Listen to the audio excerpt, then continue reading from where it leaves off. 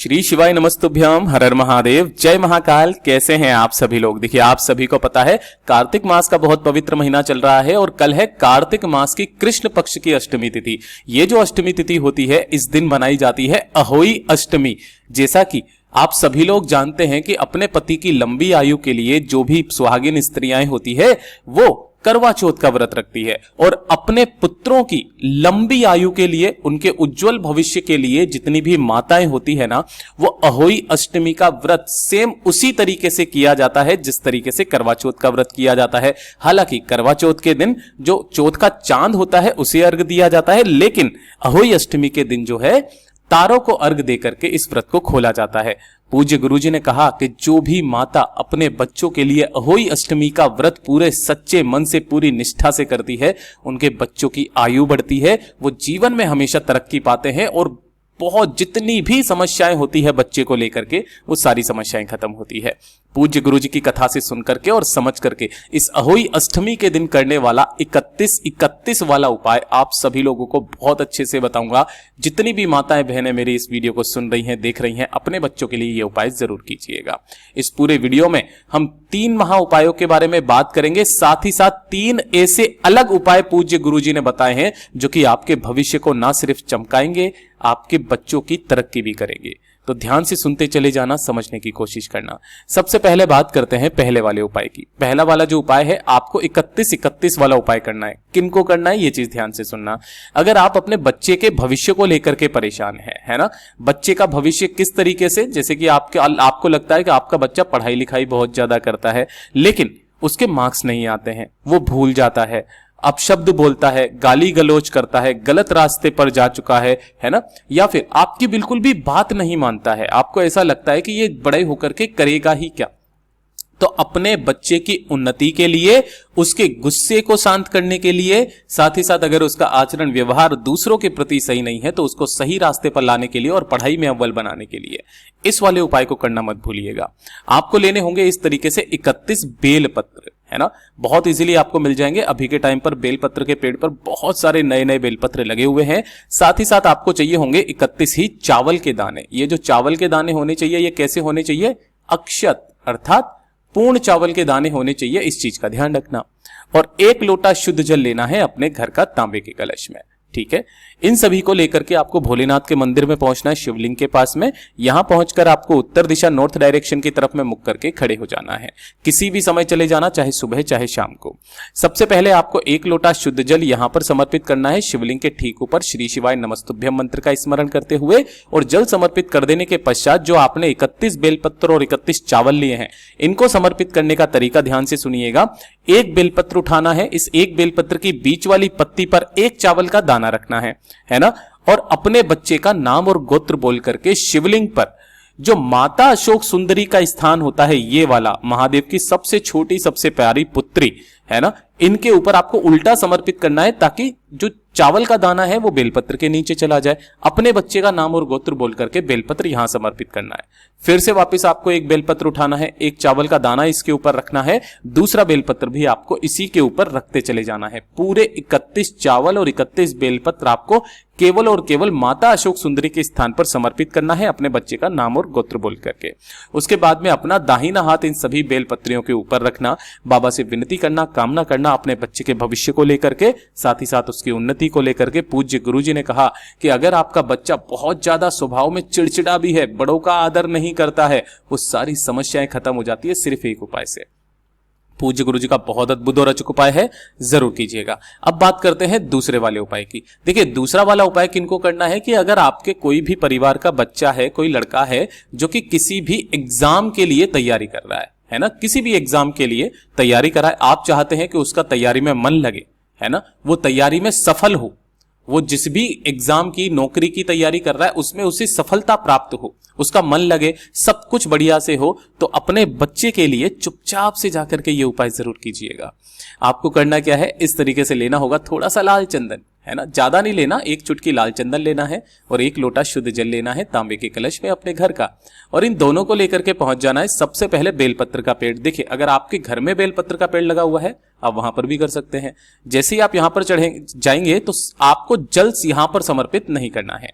जो भी आपने लाल चंदन लिया है उस लाल चंदन के अंदर अपने दाहिने हाथ की 3 उंगलियां, ठीक है, कौन कौन सी, अंगूठा और छोटी वाली उंगली को छोड़ करके जो 3 उंगलियां बचती है, इन तीनों पर आपको थोड़ा थोड़ा सा क्या लगा लेना है, इस तरीके से लाल चंदन लगा लेना है। लगा लोगे और इसी लाल चंदन क्या आपको क्या करना है, इस पेड़ के तने पर कहीं पर भी एक त्रिपुंड का निर्माण करना है अपने बच्चे का नाम और गोत्र बोल करके। ठीक है, अब आपको यह हाथ धोना नहीं है, ये उंगलियां धोनी नहीं है, साथ ही साथ जो भी बाकी का लाल चंदन बचा है उसे लेकर के और एक लोटा शुद्ध जल जो आपने लिया है उसे लेकर पहुंच जाना शिवलिंग के पास में। यहां पहुंचकर आपको उत्तर दिशा नॉर्थ डायरेक्शन की तरफ में मुख करके खड़े होना है। पहले एक लोटा शुद्ध जल भोले बाबा की शिवलिंग पर समर्पित करना, श्री शिवाय नमस्तुभ्यम मंत्र का स्मरण करते हुए तुम रुका महादेव के नाम से, है ना, और महादेव का नाम लेने के बाद में जो वही 3 उंगलियां हैं उन्हीं तीनों उंगलियों को आपको अब शिवलिंग पर फेरना है ना, इस तरीके से आपको त्रिपुंड बना देना है। अब पूज्य गुरुजी ने कहा कि इसके बाद में चाहे आपकी उंगलियों पर चंदन बचे या ना बचे, ठीक है, आपको उन्हीं तीनों उंगलियों को ले जा करके आपका बच्चा जिस कमरे में पढ़ाई करता है, लिखाई करता है, सोता है ना, जो भी तैयारी करता है, उसी कमरे में जाकर के चाहे उसके बेड पर, चाहे किसी भी दीवार पर, उसकी चेयर पर, उसकी टेबल पर इन्हीं तीनों उंगलियों को मात्र आपको फेर देना है। तुम रुका महादेव का नाम लेकर के आपके बच्चा जिस चीज के लिए भी मेहनत कर रहा है उसमें सफल होगा ही होगा। पूज्य गुरु जी का बहुत अद्भुत और अचूक उपाय है, जरूर कीजिएगा। और अब बात करते हैं तीसरे नंबर के उपाय की। यह आपके बच्चे के लिए सबसे ज्यादा खास और विशेष उपाय है।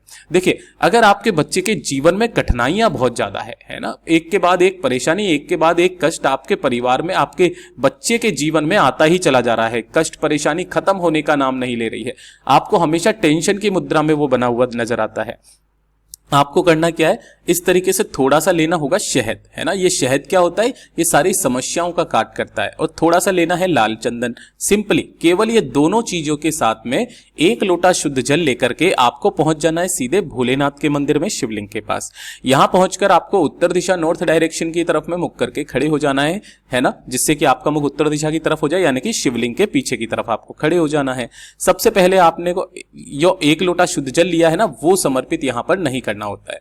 इस वाले उपाय का जो पूज्य गुरुजी ने नियम बताया कि जो भी आपने यहां पर शहद और लाल चंदन लिया है, इस शहद में ही लाल चंदन को मिश्रित करके इसी के अंदर मिला करके ये जो चंदन बनता है, इस चंदन से अपने बच्चे का नाम और गोत्र बोल करके इस शिवलिंग का आपको ये जो ऊपर का जो लिंग है ना, इस पर अच्छे से आपको लगा देना है, मल देना है ना, अच्छे से मालिश करना। मालिश करने के पश्चात एक लोटा शुद्ध जल जो आप लेकर के आए हो, अवधूतेश्वर महादेव का नाम लेकर के श्री शिवाय नमस्तुभ्यम मंत्र का स्मरण करके संपूर्ण जल समर्पित करना।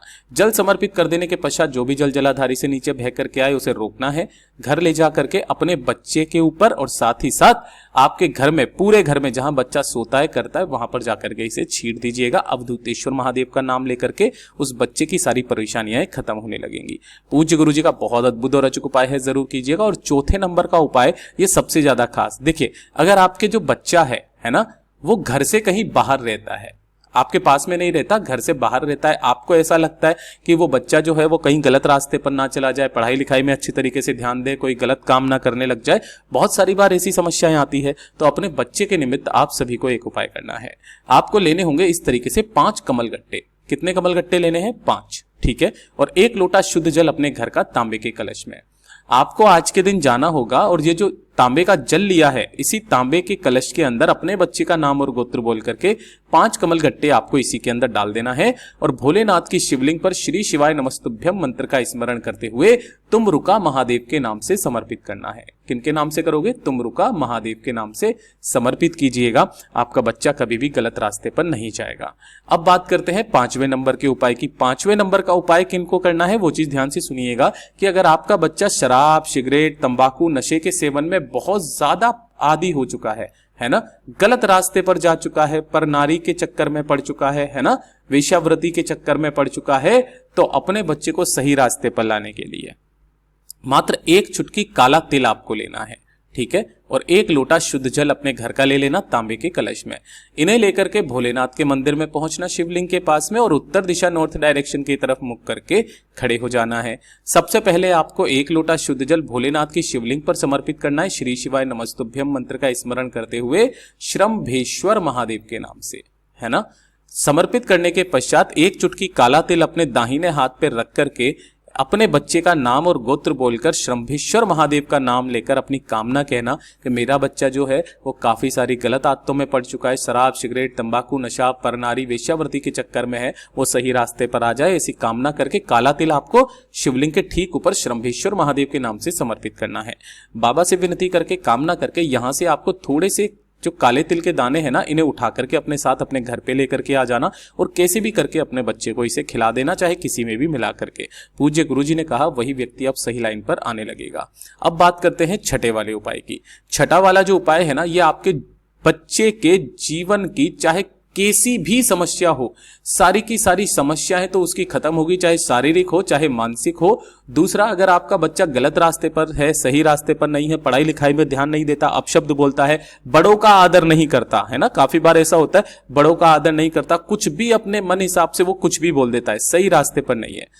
मोहल्ले के लोग भी उनसे कह देते हैं कि आपका बच्चा सही रास्ते पर नहीं है, ये कुछ ना कुछ गलत काम जरूर करेगा। तो उसको सुधारने के लिए एक काम, आपको 9 मुखी का रुद्राक्ष चाहिए। कोशिश करना अगर मिल जाए तो 9 मुखी का रुद्राक्ष। कैसे करके गिनोगे, देखिए जैसे ये होल है ना, तो यहां से एक ये हो गया, एक ये हो गया, ये हो गया, 3 हो गया, ये 4, 5, 6, 7, 8 और ये 9 है ना। इस तरीके से 9 मुखी का रुद्राक्ष लेना, और थोड़ा सा लेना होगा शहद, ठीक है। ये जो शहद लेना है आपको एक कटोरी के अंदर लेना है, और इसी के अंदर आपको उस 9 मुखी रुद्राक्ष को डाल देना है, ठीक है। और 1 लोटा शुद्ध जल अपने घर का ले लेना तांबे के कलश में, ठीक। इन सभी को लेकर के भोलेनाथ के मंदिर में पहुंचना शिवलिंग के पास। यहां पहुंच करके आपको उत्तर दिशा नॉर्थ डायरेक्शन की तरफ में मुख करके खड़े हो जाना है। जो भी शहद के अंदर आपने एक रुद्राक्ष को डाला हुआ है, उसे उठा करके आपको जलाधारी के ठीक ऊपर इस जगह पर आपको रख देना है, ठीक है। और जो बाकी का शहद बचा है, उस शहद से इस शिवलिंग का क्या करना है, आपको अच्छे से अभिषेक करना है, पूरी की पूरी शिवलिंग पर लगा देना है। उसके बाद 1 लोटा शुद्ध जल अपने दोनों हाथों में लेकर के, चाहे माता के रहे चाहे पिता, उस संपूर्ण जल को आपको तुम्रकेश्वर महादेव के नाम लेकर के शिवलिंग पर समर्पित करना। शिवलिंग पर समर्पित कर देने के पश्चात आपको यहां से जो भी जल जलाधारी से बह करके नीचे की तरफ गिरे, उस जल को रोकना है, और उसी के अंदर आपको इस रुद्राक्ष को डाल देना है ना। तो ये जो जल आपने एकत्रित किया है, इस जल के अंदर थोड़ा सा गंगा जल मिला करके घर पर ही रुद्राक्ष उसमें पड़े रहने देना। इस जल को आपको अपने बच्चे को 11 दिन तक लगातार पिलाना है। कितने दिन तक? 11 दिन तक। 12वें दिन से वो बच्चा अपने सही रास्ते पर आने लग जाएगा। पूज्य गुरुजी के सभी उपाय बहुत ही ज्यादा खास और अद्भुत जरूर कीजिएगा। वीडियो पसंद आए तो लाइक जरूर करना, चैनल को सब्सक्राइब जरूर कीजिएगा। मैं आपसे मिलता हूं अगले वीडियो में, तब तक के लिए ओम नमः शिवाय, हर हर महादेव, जय महाकाल।